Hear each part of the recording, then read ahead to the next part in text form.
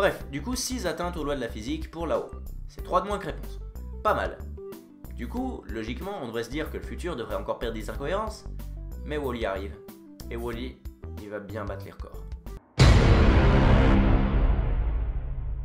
Donc Wall-E, c'est un film qui se passe dans le futur en l'an 2805, où l'on apprend que le futur n'est pas tel que je l'avais imaginé, mais que ça fait 700 ans que l'homme a déserté une terre polluée en y laissant un pauvre petit robot, Wall-E, pour nettoyer. Et il accomplit sa mission comme il faut dans un futur où après 700 ans les batteries de voitures marchent toujours, où les friandises ne sont pas périmées et où les briquets ont toujours du gaz. Jusqu'à ce qu'un vaisseau arrive sur Terre. Et ce vaisseau dépose un autre robot bien plus moderne, Eve, qui se met à voler dans tous les sens, et la fusée redécolle. Alors je veux pas faire l'imbécile vu qu'on verra par après qu'il y a d'autres robots Eve dans la fusée, donc elle va probablement les déposer sur les autres continents par exemple. Mais pourquoi la faire redécoller, et par conséquent effectuer un monstrueux gaspillage d'énergie? Pourquoi pas bêtement mettre la fusée en orbite et lui faire larguer des capsules contenant les robots quand elle survole le bon continent et ainsi économiser du carburant? Rien que pour ça je mets un deuxième compteur parallèle, les ingénieurs sont cons. Mais bon, ce truc est qu'une fusée donc ça passe, ça tend quoi? Ils ont fait décoller l'Axiom depuis le sol. Mais ce truc fait approximativement 4500 mètres de long. Alors que nous, la station spatiale internationale, qui ne fait que 110 mètres de long, on l'a construite directement, en orbite, parce que sinon ça aurait pris de considérablement. Enfin bref. Wall-E tombe amoureux de l'autre robot et lui montre une plante, ce qui l'a fait complètement disjoncter et la fusée vient la rechercher. Mais Wall-E réussit à s'accrocher à la fusée et se retrouve propulsé dans l'espace. Et après un long voyage dans l'espace, ils arrivent à l'Axiom. Et là, on arrive à une scène qui me laisse perplexe. Comme on peut le voir, personne ne regarde autour de lui et tout le monde a les yeux fixés sur son écran. Normal. Et on peut voir également que le vaisseau est rempli de gigantesques panneaux publicitaires holographiques. Et moins normal. Parce que la durée du voyage à la base elle devait être de 5 ans. Et qu'au final elle a duré 700 ans. Donc si ta mission s'avère durer monstrueusement beaucoup plus longtemps que ce qui était prévu et qu'il n'y a aucun panneau solaire sur le vaisseau, ça veut dire que vous avez de l'énergie en stock pour 5 ans et que vous allez devoir faire durer le stock 700 ans. Alors je me demande juste, pourquoi Otto laisse les panneaux holographiques allumés si personne ne les regarde? Enfin bon, vu qu'on va plusieurs fois voir par la suite que ce robot a été codé avec les pieds, je mets un point dans le compteur des ingénieurs pas très malins. Après il passe devant un robot qui sert à rien. Attendez, si vous me trouvez un facteur technique qui rendrait ce robot plus profitable qu'un logiciel qui enverrait directement les informations dans le système et qui n'aurait pas de limite de vitesse de frappe, je vous jure que je me fais imprimer un t-shirt avec une photo du robot en question et juste en dessous écrit « Ce robot est utile parce que… » et là je mets votre raison si elle est valable. Donc ils passent devant le robot et ils arrivent dans la salle du pilote où ils vont rencontrer le capitaine et Otto dont je viens de vous parler et qui est l'intelligence artificielle qui contrôle l'Axiom. Et Otto explique bien au capitaine que grâce à la plante, ils vont pouvoir retourner sur Terre. D'ailleurs, vu qu'après il va à tout prix tenter de les empêcher de rentrer sur Terre, ça aurait pas été plus simple de rien lui dire dès le départ. Enfin bon, les ingénieurs, blablabla. Et pour ça, il lui montre une vidéo. Bonjour, recevez toutes mes félicitations, capitaine. Si vous me regardez, eh bien cela veut dire que votre évaluateur de végétation extraterrestre, ou encore la sonde Eve… Alors Eve veut dire évaluateur de végétation extraterrestre. Extraterrestre. Ça veut dire hors de la Terre. Ils ont envoyé un évaluateur de végétation extraterrestre sur Terre. Décidément, ces ingénieurs sont perchés. Bref, ils ouvrent Eve, mais la plante n'est plus dedans.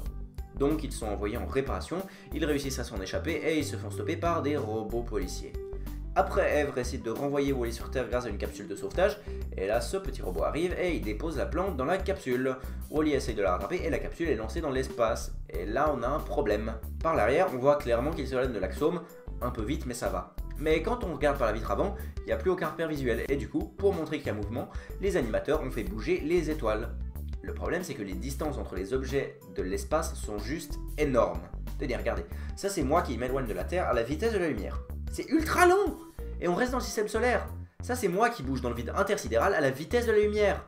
Et pour que les étoiles bougent comme dans cette séquence, j'ai dû monter la vitesse à 6 années-lumière par seconde. En résumé, je parcourais 6 fois la distance parcourue par la lumière en une année à chaque seconde. C'est 189 millions de fois la vitesse de la lumière qu'on n'est pas censé pouvoir dépasser. Mais ça marche pas parce qu'on verrait même pas l'Axiom s'éloigner. Regardez, ça c'est moi qui me barre du système solaire à cette vitesse. Vous avez eu quelque chose? Parce que moi non. Alors si à cette vitesse un système solaire devient trop petit pour qu'on puisse le voir en une fraction de seconde, un vaisseau spatial de 4500 mètres de long, j'en parle même pas. Du coup, en voulant donner une impression de mouvement, ils ont juste créé une aberration. Le vaisseau va se détruire, mais Machin réussit à en sortir juste avant qu'il explose, et il se retrouve à danser à côté de… Bon. On est d'accord, cette scène est trop classe. Mais Otto, juste une question. pourquoi ces réacteurs s'allumaient s'éteignant vite. Non, parce que tu devais économiser de l'énergie à mort, tu te rappelles? Et soit le vaisseau reste immobile et les réacteurs sont éteints, soit tu dois le faire avancer et ils sont allumés. Mais tu les fais pas clignoter comme un... Oh, de toute façon, ce truc est vraiment codé avec les pierres, les ingénieurs. Bref, ils réussissent à ramener la plante au capitaine, et Otto leur dit qu'ils peuvent pas retourner sur Terre pour une raison top secrète. Et là, il se passe cette scène. Dis-le-moi, Otto, c'est un ordre! À vos ordres, commandant. Alors bon, du coup, hein, on rentre sur Terre, c'est un ordre, aurait suffi, mais comme tout le monde est con sur ce vaisseau... Bref, Otto finit par électrocuter Wally et désactiver Eve, et il les envoie à la décharge. Mais il se réactive, et même si Wally est complètement cassé, il veut que Eve aille mettre la plante dans le vaisseau pour retourner sur Terre et pouvoir se réparer. Du coup, Eve remonte dans le vaisseau, et grâce à une photo, le capitaine se rend compte qu'ils ont la plante, et fait ça. Test, est-ce que ça fonctionne?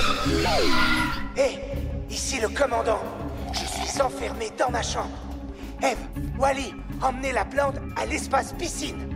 Je vais activer l'holodétecteur. Faites vite, je suis enfermé dans... regarde ce que j'ai, Otto! Impossible. En effet, la plante! Sauf que ça n'a pas de sens. Otto a vu que c'était les robots qui avaient la plante, et que c'était à eux d'aller à l'holodétecteur. Et en plus, même moi je vois que ce photomontage entre gros guillemets est vraiment moisi.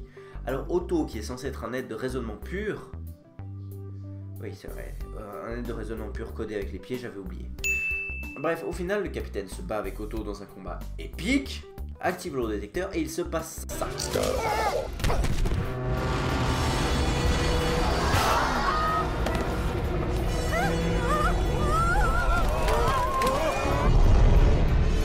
Ah oui, c'est un très bel hommage à Titanic, mais ça n'a toujours aucun sens.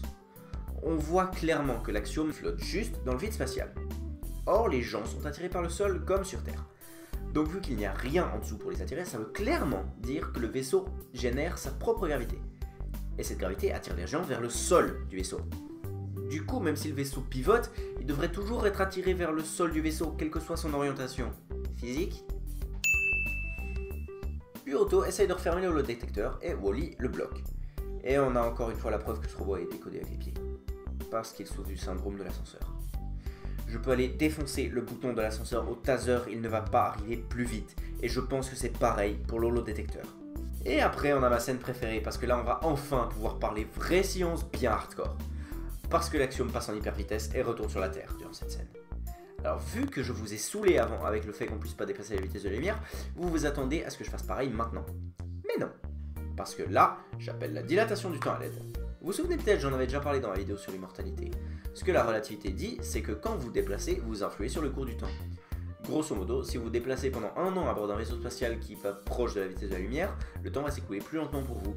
Et si vous allez à un vaisseau qui va à 99% de la vitesse de la lumière, quand vous sortez du vaisseau, vous aurez l'impression que votre voyage aura duré 51 jours et demi, et vous aurez vieilli de 51 jours et demi, mais le reste de l'univers aura bel et bien pris un an. Et c'est là que ça devient intéressant. Vous avez parcouru un peu moins qu'une année-lumière, mais vous avez l'impression de l'avoir parcouru en 51 jours. Si vous n'avez pas compris, c'est simple, vous aurez l'impression de vous être déplacé 7 fois plus vite que la lumière. Alors pour exprimer tout ça, il y a des calculs, et même si j'ai bien galéré, j'ai fait tout ça pour vous. Avec Space Engine, j'ai pu déterminer que l'Axiom avait parcouru une distance de 45 000 années-lumière, en 10 secondes du point de vue des gens à l'intérieur du vaisseau. On injecte ça dans notre équation, et on trouve que l'Axiom se déplace en réalité à 229 722 456,9999999999999 mètres par seconde. La lumière, c'est 229 722 458. En réinjectant cette valeur dans l'équation de dilatation du temps, on trouve que leur voyage a en réalité duré 45 000 ans et 0,00000000352 secondes. Oui, j'ai fait tous ces calculs pour trouver cette fraction de seconde, alors que j'aurais juste pu dire que vu que la vitesse est très proche de celle de la lumière, le vaisseau a parcouru cette distance de 45 000 ans. Je suis comme ça moi. Bref, du coup en 45 000 ans, je doute que ce café ait survécu et la Terre devrait être de nouveau complètement verte. Mais attends, s'il leur faudrait théoriquement 45 000 ans pour en revenir, comment est-ce qu'ils ont pu y aller en seulement 700 ans?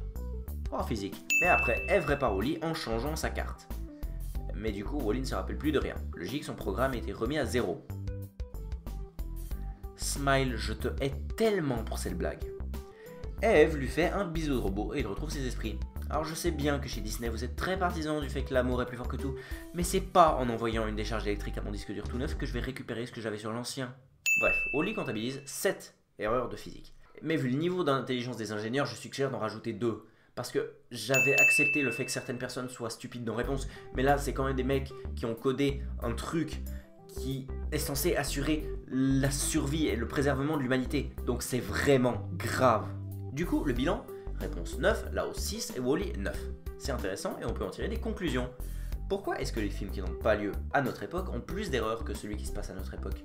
Et j'ai la réponse, à cause du contexte justement.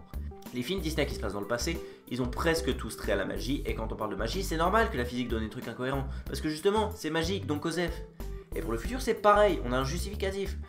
Sans aller plus vite que la lumière, le vaisseau ne devrait pas pouvoir revenir assez vite, mais il peut se déplacer à cette vitesse, parce que c'est le futur. Wall-E ne devrait pas retrouver ses souvenirs à cause d'une décharge, mais c'est le futur. Les technologies sont différentes, on peut pas les comparer à celles du 21e siècle. Les batteries et les briquets marchent toujours, mais c'est dans le futur. On a trouvé des méthodes de stockage sans perte qui permettent ça. La liste continue, et même si cet argument est un peu sans fondement, elle n'est pas fausse non plus.